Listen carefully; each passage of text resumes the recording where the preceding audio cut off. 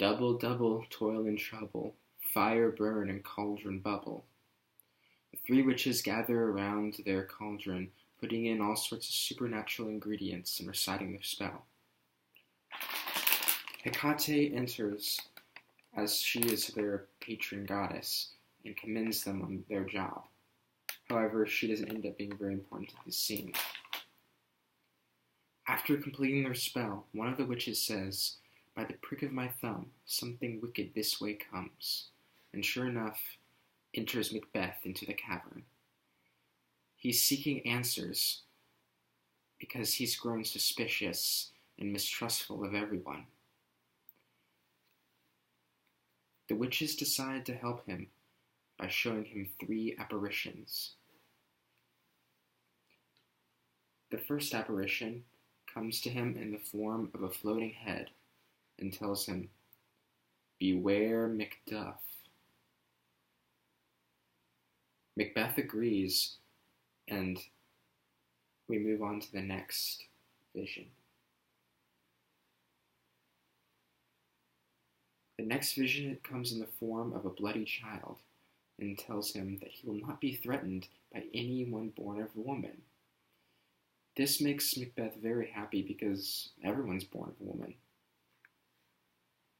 And then finally the third vision comes to him and tells him that he will not be defeated until Great Burnham Wood moves against him.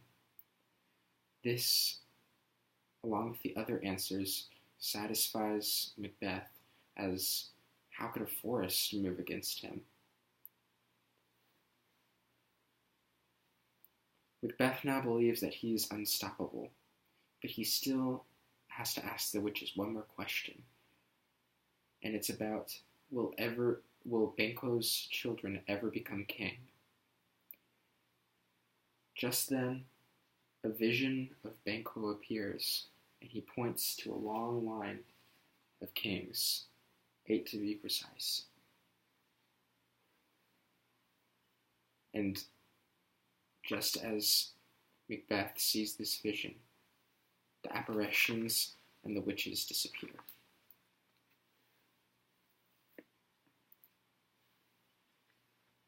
This leaves Macbeth confused, and he asks one of his men if he saw the witches leave, but no such luck. He's then told that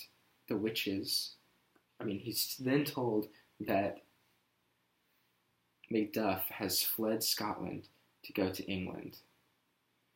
Macbeth decides that he is going to go and send soldiers to kill everyone in Macduff's castle. Next scene is Macduff's castle.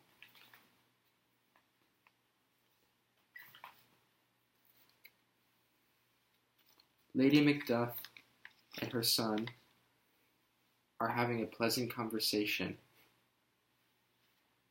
with Ross, but is sorely interrupted when two murderers enter to kill them. Lady Macduff doesn't understand why they're here to kill them, but she doesn't really need to.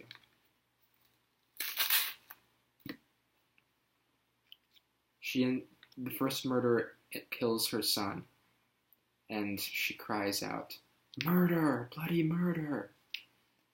And then she is also killed.